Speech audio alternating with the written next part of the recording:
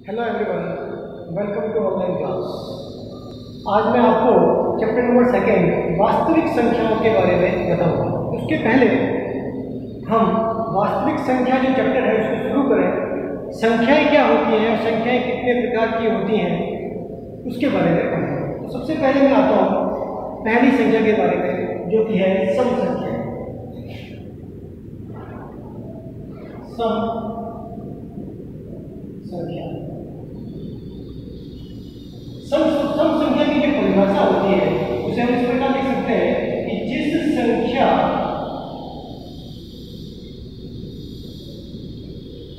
का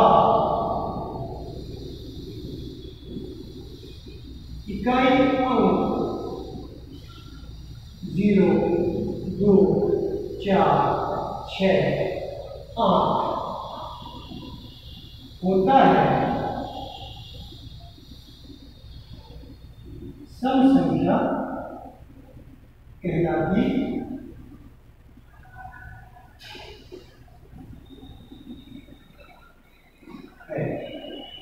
एग्जाम्पल की बात करते हैं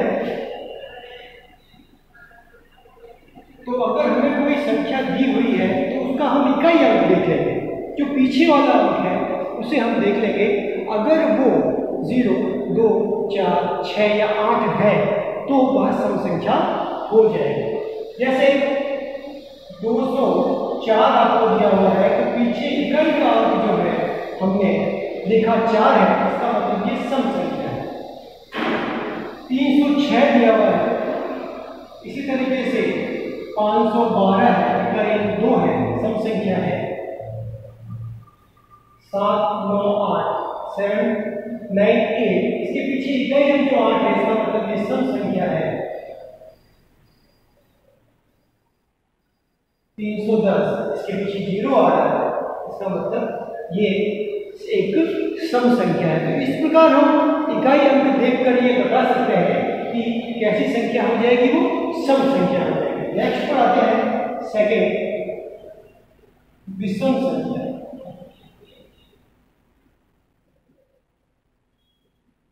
देखेंगे ध्यान से, जिस संख्या का इकाई अंक 0, 2, 4, 6, 8 नहीं होता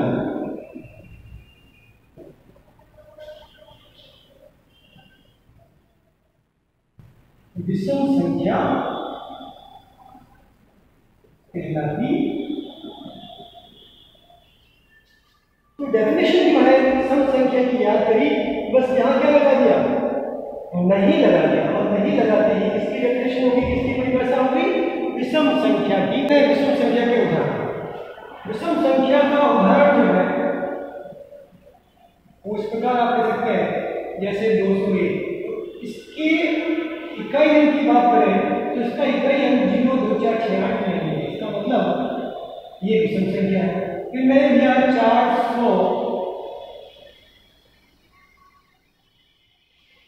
4013, इसका इकाई अंक 0, 2, 4, 6, 8 नहीं है। इसी तरीके से मैं 317 ले सकता हूँ, इकाई अंक नहीं है। इसके बाद अगर आप चाहें तो 409 पर देखें, इसका इकाई अंक 0, 2, 4, 6, 8 नहीं है। तो ये सभी संख्याएं जो मैंने आपको बताई ये कैसी संख्याएं हैं, विषम संख्याएं हैं। इसी तरीके से आप 115 की जब बात करेंगे तो यहाँ पर भी इकाई अंक जो है 0, 2, 4, 6, 8 नहीं है, तो ये भी क्या है, एक विषम संख्या है। फिर आते हैं हम लोग तीसरे पॉइंट पर, प्राकृत संख्या।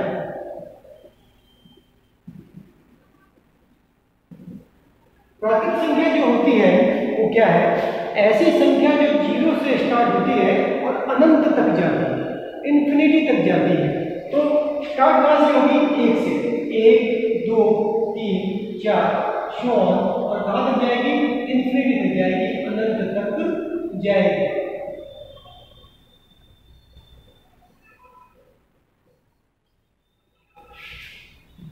चौथा पॉइंट नंबर 4 जो है उसकी बात करते हैं, वो है पूर्ण संख्या। यहां जब मैंने प्राकृत संख्या की बात करी तो प्राकृत संख्या स्टार्ट कहां से होती है,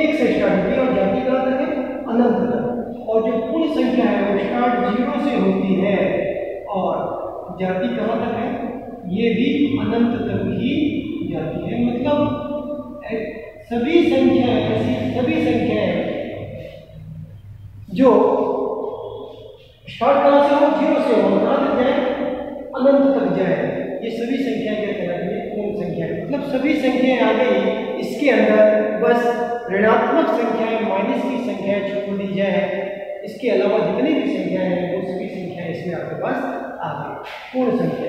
इसके बाद आते हैं 5वें नंबर पर पूर्णांक।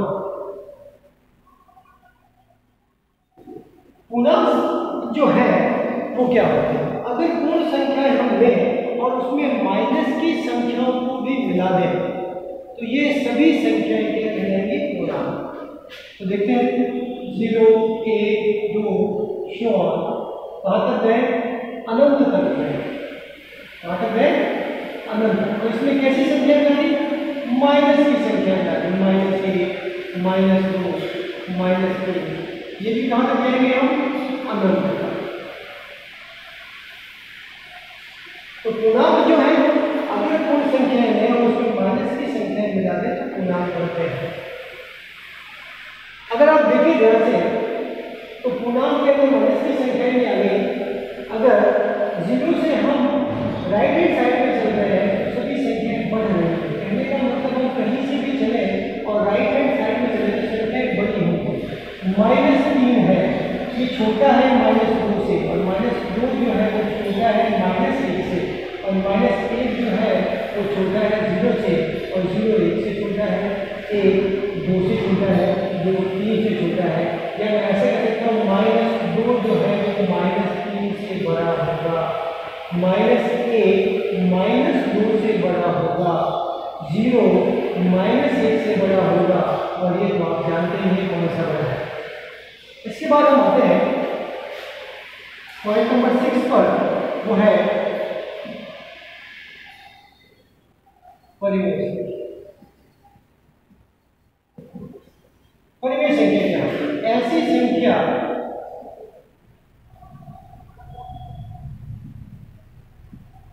जिसे P/Q के रूप में लिख सकते हैं।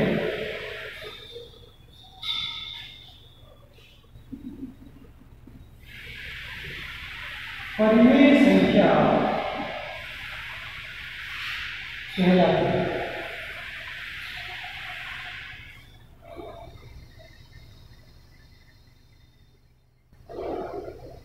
जहां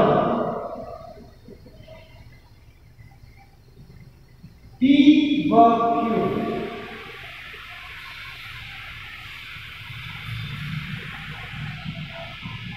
पूर्णांक हो और Q is not equal to 0, 0 के बराबर नहीं होना चाहिए। P/Q के फॉर्म में, मतलब अंश और हर बटे के फॉर्म में लिख सकते हैं, और इसे कंडीशन डालिए, तीन कंडीशन परिमेय संख्या, एक P/Q के रूप में होना चाहिए, दूसरा P और Q दोनों क्या होने चाहिए, पूर्णांक होने चाहिए, और तीसरा जो पॉइंट आपके पास है Q is not equal to 0, जो हर होगा वो कभी 0 नहीं होना चाहिए। एग्जाम्पल पर आते हैं, जैसे उदाहरण लेना 0/2। आप देखें 0 जो है वो एक पूर्णांक है, देख रहे हैं, और 2 भी एक पूर्णांक है। P और Q पूर्णांक होने चाहिए, इसका मतलब 0/2 जो है एक परिमेय संख्या है। 1/2 -3/5 -4/-6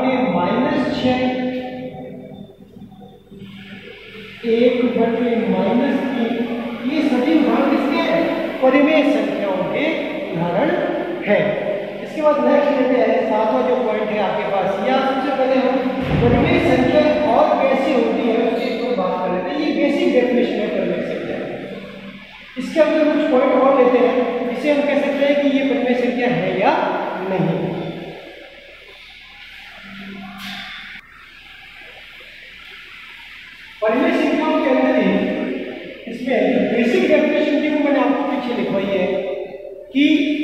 ऐसी संख्या जिसे हम p बटे q के रूप में लिख सकते हैं जहाँ p व q पूर्णांक हो और q is not equal to 0, परिमेय संख्या। और हम कैसे पहचाने कि ये परिमेय संख्या हो सकती है? जैसे यदि किसी संख्या का परफेक्ट रूट ज्ञात होता है तो वह परिमेय संख्या, जैसे एग्जाम्पल लेते हैं 36 का वर्गमूल निकालना है तो 36 में हम सबसे पहले जब भी हम वर्गमूल करते हैं तो हमें अभाज्य वर्गखंड बनाने होते हैं। तो 36 के अभाज्य वर्गखंड बनाते हैं तो कुछ इस तरीके से बनते हैं 2 देखिए 2 3 4 4 के 12 और 12। जब भी आप वर्गमूल बनाएंगे तो दोनों के जोड़े में से एक की संख्या को बाहर निकालना है। 2 यहाँ से बाहर और 3 बाहर, कितना है 6। तो 36 का जब मैं वर्गमूल निकालूंगा तो परफेक्ट वर्गमूल निकलेगा कितना 6। इसका मतलब 6 जो है कैसी संख्या है? परिमेय संख्या। इसी तरीके से आप 64 ले सकते हो, ये 8 × 8 का जोड़ा बन रहा है 8। तो 64 का वर्गमूल भी परफेक्ट निकल जाता है 8। जिसका परफेक्ट रूट निकलता है वही क्या कहलाएगी? परिमेय संख्या होगी। उसका इसी के ऊपर आता है सभी सात दशमलव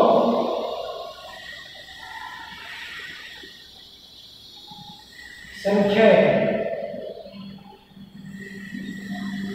परिमेय संख्याएं होती हैं। अब देखें 7 दशमलव संख्या बात करना है कैसी 7। किसी संख्या में किसी संख्या का भाग दिया जाए और भाग लगाने पर वो भाग खत्म हो जाए, मतलब शेषफल 0 आ जाए, तो ऐसी संख्या के कहलाती है 7 दशमलव। भले पॉइंट के बाद कुछ अंक आ जाए पर शेषफल कितना आ जाए 0 आ जाए, ऐसी संख्या के कहलाती है 7 दशमलव संख्या। जैसे हमने उदाहरण दिया 5/2, 5 में 2 का भाग लगाएंगे तो 2 दूनी 4 और 2 पंजे 10।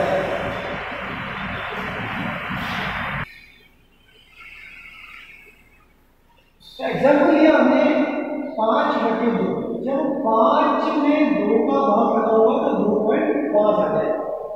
इसी तरीके से दूसरा एग्जाम्पल देखते हैं 7/5। 5 के अंदर मैंने 7 का भाग लगाया 5 × 5, पीछे कितने बच गए आपके पास 2, पॉइंट लगाया 5 × 20। तो पॉइंट के बाद हमारा भाग जो है परफेक्टली मिल जाता है, कंप्लीट जाता है, मतलब शेषफल जो है वो 0 आ जाता है। तो ऐसी सभी संख्याएं क्या कहलाती है 7 दशमलव संख्या। 7 दशमलव संख्याएं क्या होती है? थर्ड आते हैं सभी अशांत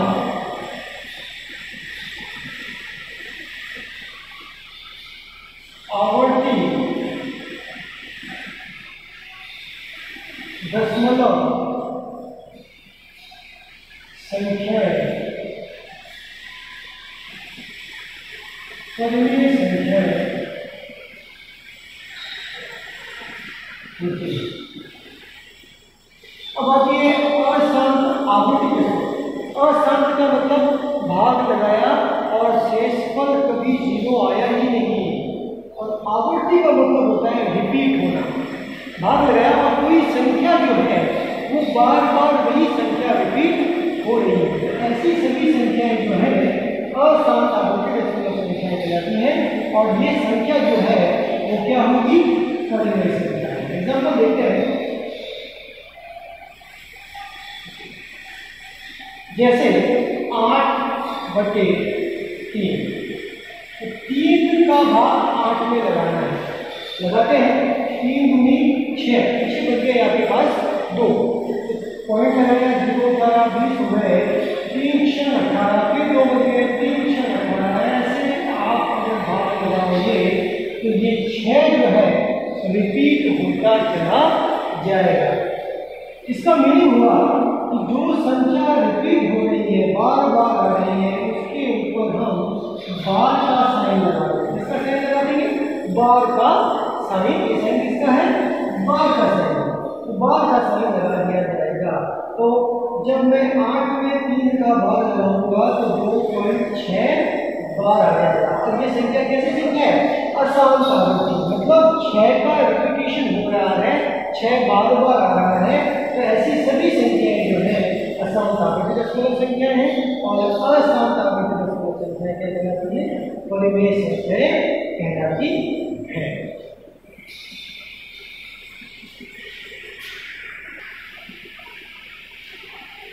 आते हैं नेक्स्ट पॉइंट पे, अपरिमेय संख्या। अपरिमेय संख्या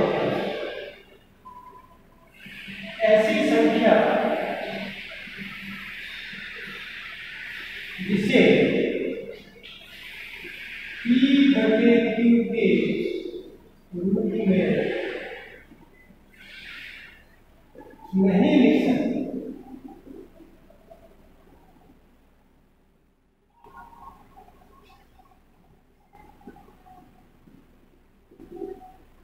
अपरिमेय संख्या कहलाती है जहां P और Q पूर्णांक हो और Q is not equal to 0। परिमेय संख्या की परिभाषा साथ लिखी, उसमें हमने क्या लगा दिया? नहीं लगा दिया। बाकी सारी की सारी चीजें एज इसके लिए भी कुछ चीजें होती है, इसे हम कह सकते हैं कि अपरिमेय संख्या है। पहला,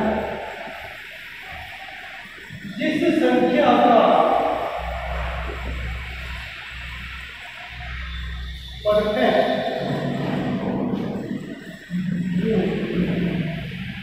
नहीं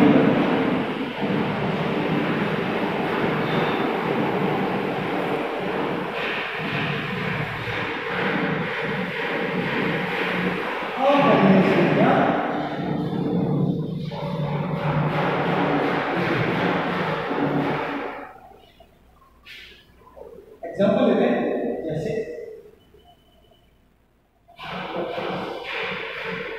कितने करते हैं? 2 × 2 × 2 × 2 2 × 4 × 8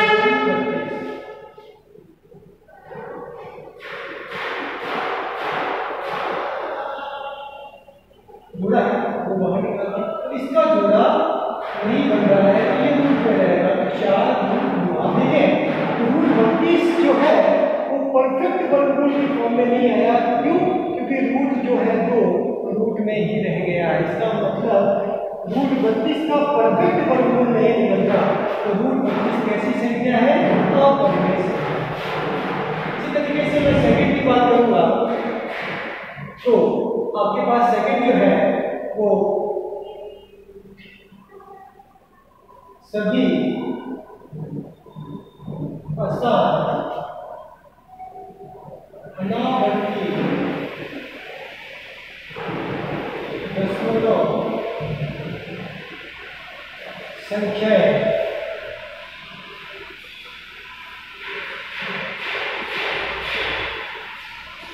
अपरिमेय संख्या।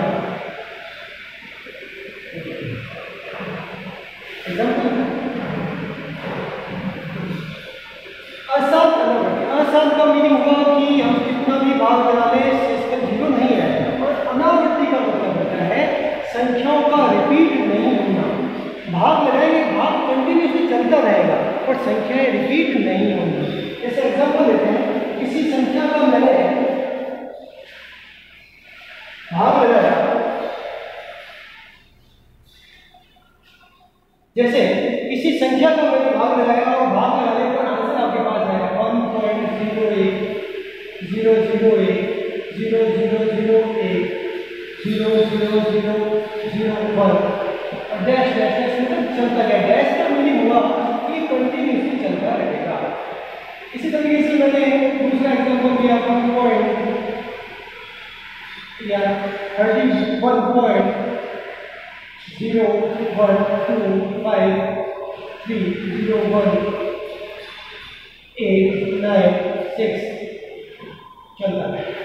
ऐसी कंडीशन यहाँ पर आ रही है कि डिवाइड करते हैं और डिवीजन चलता रहता है कंटिन्यूसली, पर संख्याओं का रिपीटेशन नहीं होता। ऐसी सभी संख्याएं अपरिमेय संख्याएं कहलाती हैं। इसके बाद लास्ट पॉइंट जो है आपके पास वास्तविक संख्या।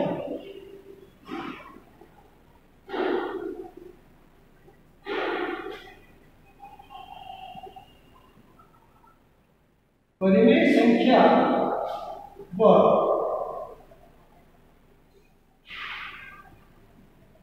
अपरिमेय संख्याओं के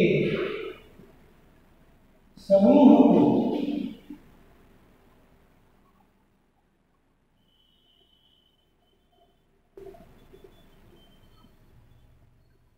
वास्तविक संख्या